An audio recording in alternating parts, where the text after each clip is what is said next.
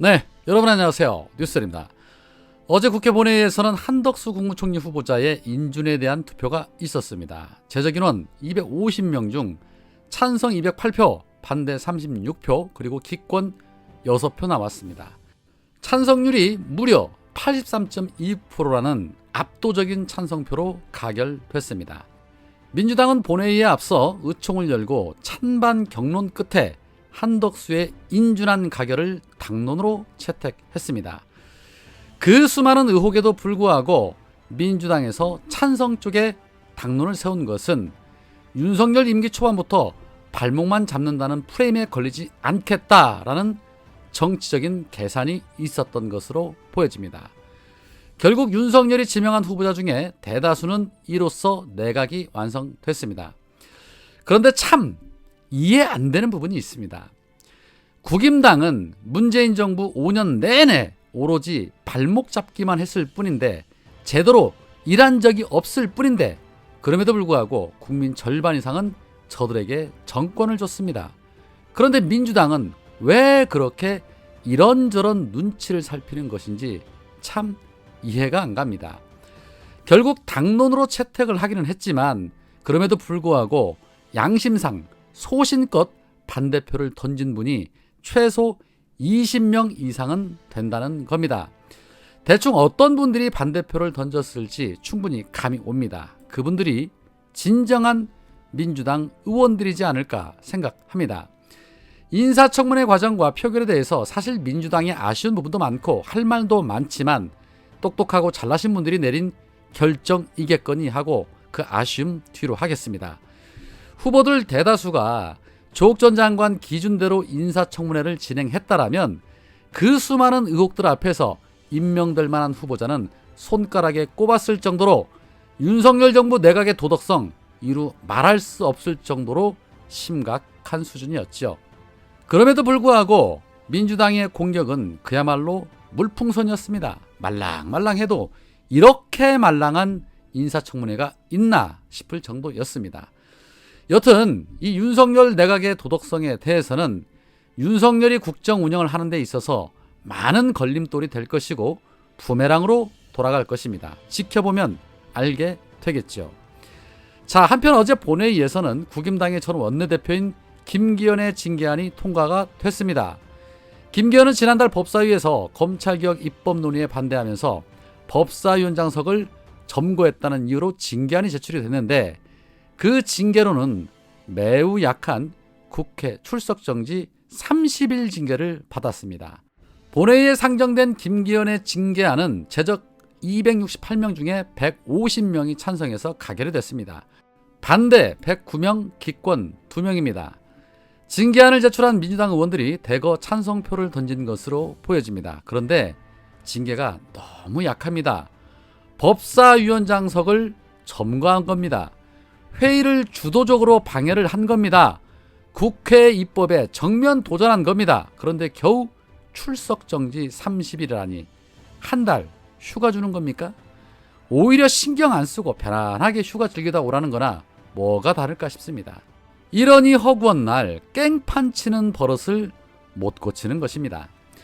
자, 한편 미국의 조 바이든 대통령이 방한을 냈습니다. 오산공항에 도착한 바이든 대통령은 곧바로 주한 미군 관계자들을 만난 뒤에 바로 윤석열과 평택에 있는 삼성반도체 공장에서 첫 대면을 했습니다. 그런데 바이든과 윤석열의 만남을 보는 내내 정말 얼굴이 화끈거렸습니다. 마치 상황을 만난 사람처럼 윤석열은 연신 바이든 앞에서 고개를 숙였습니다. 이런 윤석열의 모습, 평소 우리나라가 미국에 비해 약한 나라라고 생각하는 저자세이자 미국을 신봉하고 있다는 그의 철학이 담긴 몸짓이라고 볼 수 있습니다. 한 나라의 대통령이 상대 국가의 대통령에게 연신 고개를 조아리는 모습을 보며 윤석열을 지지하는 자들은 무슨 생각을 할까요? 하기는 평소에도 대한민국에서 미국 성조기를 흔드는 사람들인데 피차 일반이겠죠. 문재인 대통령이 올려놓은 국격이 한순간에 나락으로 떨어지고 있습니다. 윤석열의 이런 모습을 보면서 바이든이 속으로 무슨 생각을 했을까요? 아, 호구 만났다. 이거 우리가 얻을 게 많겠구나 라는 생각을 하지 않았을까 싶습니다. 앞으로 두고 보면 알겠지만 미국이 원하는 조건이 무엇이 됐든지 많은 것을 빼앗기지 않을까 하는 우려가 생깁니다.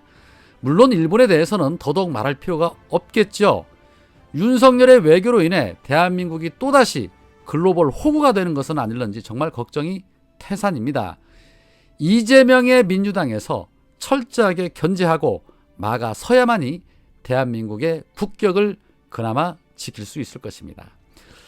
자, 또 다른 한편 어제 최강욱 의원이 2심 재판에서 서울중앙지법 형사항소 5-1부 최병률, 원정숙, 정덕수 판사에 의해 조국 전 장관 아들의 인턴 경력 확인서를 허위로 써줬다는 혐의로 1심 판결과 똑같은 징역 8월에 집행유예 2년을 선고받았습니다. 분노가 정말 끓어오릅니다.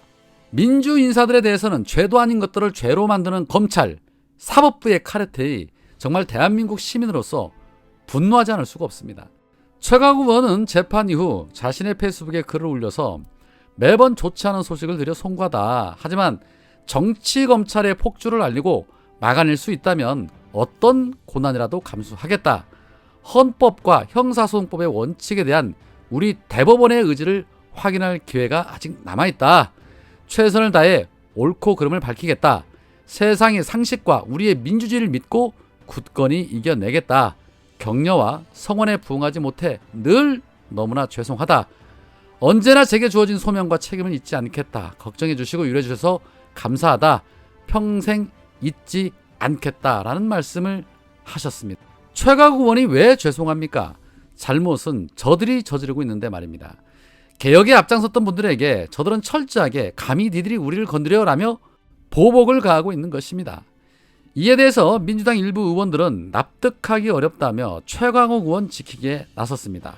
일부 의원들은 정치검찰의 공작으로부터 최 의원을 지켜주길 호소한다라는 제목의 성명서를 내고 법원의 판결을 존중한다 하더라도 그것이 의원직까지 이를 만큼의 잘못인지 납득하기 어렵다라는 입장을 냈습니다. 이 성명에는 민주당의 한병도, 이용선, 윤영찬, 정태호, 고민정, 김영배, 진성중, 윤건영, 신정훈, 윤영덕, 박영순, 김승원, 문정복, 박상혁, 이장섭, 이원택, 김의겸 의원과 무소속에 있는 민영배 의원 18명이 참여를 했습니다.